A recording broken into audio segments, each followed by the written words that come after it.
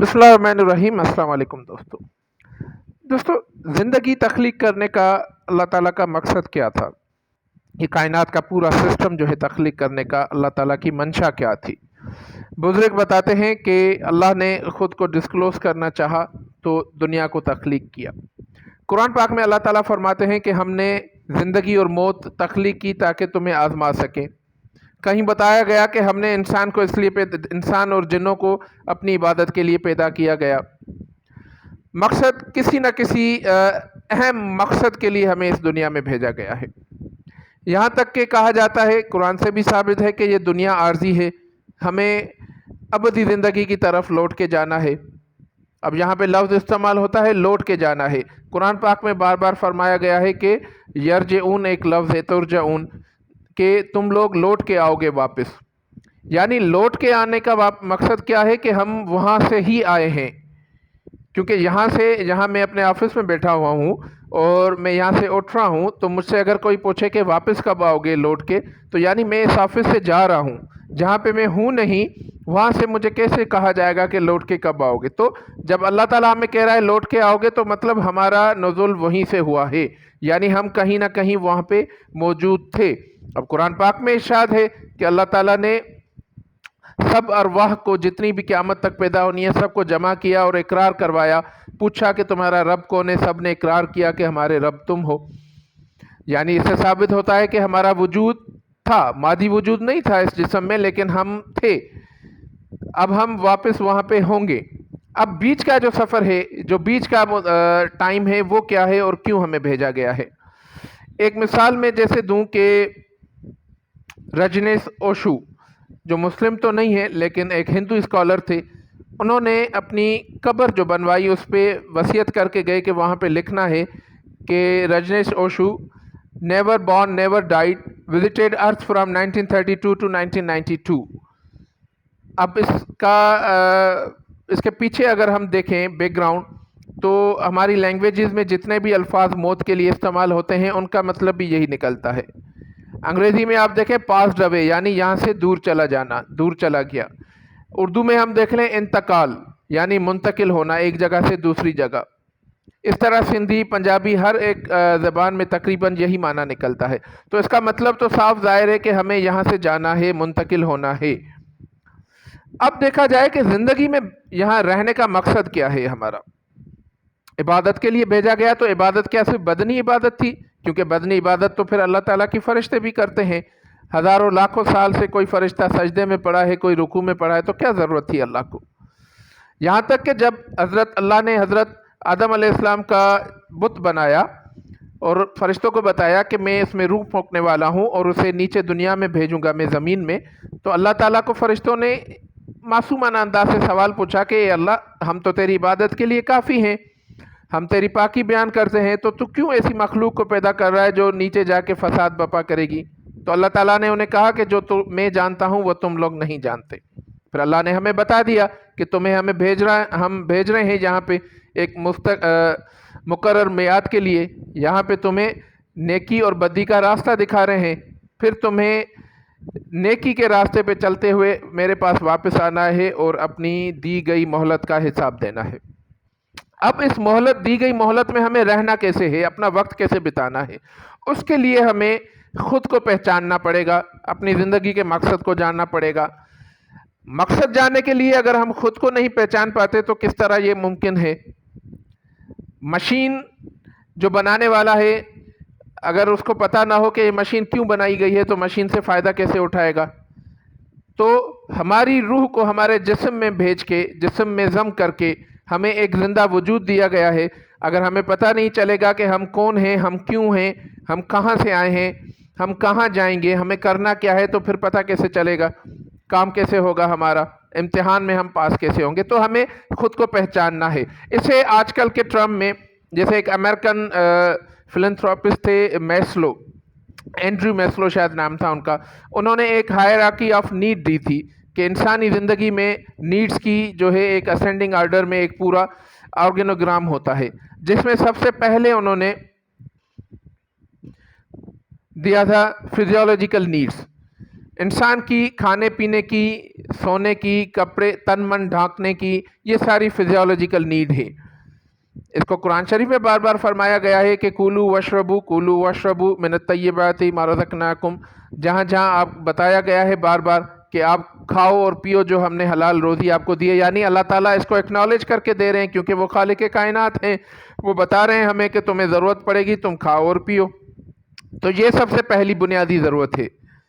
جب انسان بھوک میں ہوگا تو ساری اخلاقی اقدار اور ہر ایک چیز جو ہے وہ پیچھے رہ جاتی ہے۔ تو پہلے انسان کو حلال طریقے سے اپنا پیٹ بھرنا ہے، یہ ہائرارکی آف نیڈ میں سب سے پہلے نیچے نمبر پہ ہے۔ اس کے بعد ہے سیفٹی انسان کی۔ اب سیفٹی کہاں ہے؟ سیفٹی کس زمن میں؟ یعنی وہ آپ کی فزیولوجیکل سیفٹی بھی ہے، آپ کی موسم جو ہیں سرد گرم موسم ہیں ان سے بھی آپ نے بچنا ہے، اب جو جنگلی حشرات الارض ہیں، جو درندے ہیں، ان سے بھی اپنے آپ کو بچانا ہے، اور ایک دوسرے سے بھی اپنے آپ کو بچانا ہے، ایک دوسرے کے شر سے بھی اپنے آپ کو بچانا ہے۔ یا اس کا بھی قرآن شریف میں ذکر موجود ہے کہ ہم نے لباس اتارا آپ کے لیے جو آپ کو موسموں کی سختی سے بچاتا ہے، ہم نے لوہا ایجاد کیا جو آپ کو جنگ میں کام آتا ہے، جو آپ کو جہاد میں کام آتا ہے، اپنی زندگی بچانے میں کام آتا ہے۔ درندوں کا ذکر کیا گیا ہے، جانوروں کا ذکر کیا گیا ہے، ان سے بچنے کی تلقین فرمائی گئی ہے، تو یہ آپ کی سیفٹی ہو گئی۔ اس کے بعد ہے لو اور بلانگنگ، یعنی رشتے ناطے آپ کے، جو لو ہوگا، افیکشن ہوگی، وہ آپ کے رشتے ناتوں سے ہوگا۔ قرآن پاک میں بار بار اس کا ارشاد ہے کہ ہم نے آپ کو قبائل میں اور ذاتوں میں تقسیم کیا تاکہ تم پہچانے جا سکو۔ ماں باپ کا ذکر کیا گیا، بھائی بہن کا ذکر کیا گیا، دوسرے رشتے جتنے بھی ہیں آپ کے بلڈ ریلیشن، ان کا ذکر کیا گیا، ان کے حقوق بیان کیے گئے، فرائض بیان کیے گئے، طور طریقہ بتایا گیا کہ کس طرح ان کے ساتھ رہنا ہے۔ تو یعنی لو اور بلانگنگز کی بھی جو ہے ایکنالجمنٹ ہے قرآن میں۔ چوتھے نمبر پہ آتی ہے اسٹیم، یعنی اس کو آپ یہ کہہ لیں سیلف اسٹیم، سیلف ریسپیکٹ یا انٹلیکچوئل گروتھ ہے۔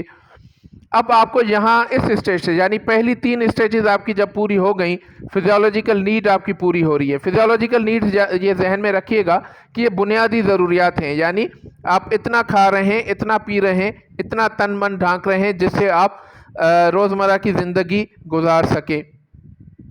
اس کے بعد سیفٹی آپ کی پوری ہو رہی ہے، آپ امن میں رہ رہے ہیں، اپنے ہر قسم کی گھر آپ کا چلے موجود ہے، آپ کو شیلٹر ملا ہوا ہے، آپ کو لباس تن پہ ہے، تو آپ کو سیفٹی بھی مل گئی۔ پھر آپ کے رشتے ناتے بھی ہیں، تو آپ ایموشنلی جو ہے آپ ساؤنڈ ہیں بالکل۔ تو اب آتی ہے سیلف اسٹیم یا انٹلیکچوئل گروتھ، اس میں آ جاتی ہے۔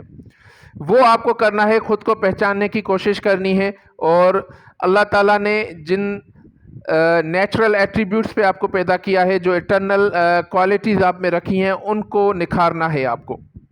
اس کے لیے کیا کرنا ہے؟ اس کے لیے علم حاصل کرنا ہے۔ نبی پاک صلی اللہ علیہ وسلم نے ارشاد فرمایا، علم حاصل کرو ماں کے پیٹ سے قبر تک۔ اس کے علاوہ دوسری کتنی چیزیں اللہ تعالیٰ نے قرآن پاک میں فرمائی کہ ہم نے تمہیں آنکھیں دی، ہم نے تمہیں کان دیے، ہم نے تمہیں دل دیے جس سے سمجھو، آنکھیں دی ہیں جن سے دیکھو، غور و فکر کرو، بار بار فرمایا گیا۔ زمین میں گھومو، اللہ تعالیٰ کی نشانیاں اللہ تعالیٰ کی دیکھو، غور و فکر کرو۔ تو یہ سب کیسے ہوگا؟ یہ علم سے ہوگا، یہ شعوری طور پہ شعور حاصل کرنے کی کوشش سے ہوگا۔ تو یہ آپ کی ہے انٹلیکچوئل گروتھ، یہ بھی ہمیں کرنی ہے۔ ان سب کے بعد آخری نمبر پہ جو آتا ہے وہ ہے سیلف ایکچولائزیشن۔ اب سیلف ایکچولائزیشن کو میں اس طرح اگر بیان کروں کہ اپنی ذات کی نفی کر دینا تو بیجا نہیں ہے، یعنی اس اسٹیج پہ پہنچ جانا، بندے کا، انسان کا اس اسٹیج پہ پہنچ جانا جہاں پہ وہ خود کو جو ہے خود کی نفی کر دیتا ہے، اور اپنی یوں کہہ لیں کہ بیانڈ ٹائم اینڈ اسپیس چلا جاتا ہے، وہ پھر دوسروں کے لیے سوچنے لگتا ہے، وہ پھر اللہ کی رضا کے لیے کام کرتا ہے۔ جیسے حدیث میں ایک ارشاد ہے، مفہوم ہے کہ جب بندہ حق پہ رہتا ہے، صبر کرتا ہے، استقامت سے زندگی گزارتا ہے، اور اللہ کے راستے پہ اللہ کی رضا کے لیے کام کرنے کی کوشش کرتا ہے، تو اللہ اس کے ہاتھ پاؤں سوچ میں سما جاتے ہیں اور وہ بن جاتے ہیں، پھر اللہ کا نور ان کے اوپر آ جاتا ہے۔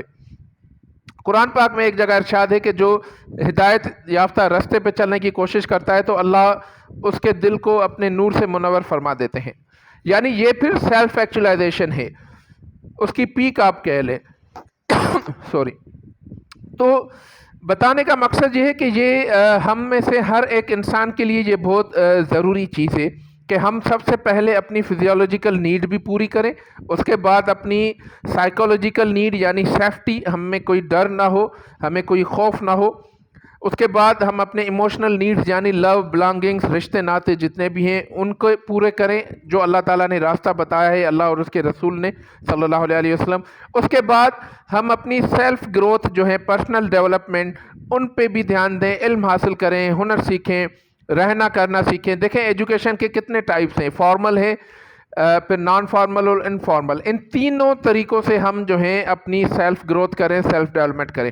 आखिर में है ख़ुद की ज़ात की नफ़ी करते हुए अपना जो डिवाइन मकसद है जो अल्लाह ताला ने ज़िंदगी पैदा करने का रखा है कि नेकी और बदी के रास्ते में से नेकी का रास्ता अख्तियार करना और बदी की सामने जो है डट के खड़े हो जाना, नेकी का हुक्म देना, बुराई से रोकना, ये हमारी ज़िंदगी का मकसद है। ये सेल्फ एक्चुअलाइजेशन या खुद की नफ़ी करने के ज़मरे में आता है। ये तभी मुमकिन होगा जब हम नीचे से ऊपर तक आएंगे, यानी पहले हमारी फिजियोलॉजिकल नीड पूरी होगी, फिर हमारी साइकोलॉजिकल सेफ्टी की नीड पूरी होगी, फिर हमारी इमोशनल यानी रिश्ते नाते हमारी पूरे होंगे, फिर हम खुद को इतना डेवलप कर पाएंगे अगर इल्म के ज़रिए, तो हम अपनी सेल्फ इस्टीम या उससे आगे जाके दूसरों के लिए सोचेंगे और स्पिरिचुअली हम स्ट्रांग होंगे, फिर जाके कहीं हमें सिरात मुस्तकीम पे चलना नसीब होगा। तो ये ज़िंदगी का डिवाइन मकसद है। थोड़ा बहुत जो मैंने बयान करने की कोशिश की है, अल्लाह ताला से दुआ है कि हमें इसको समझने और उस पर अमल करने की तौफीक अता फरमाए। Thank you very much.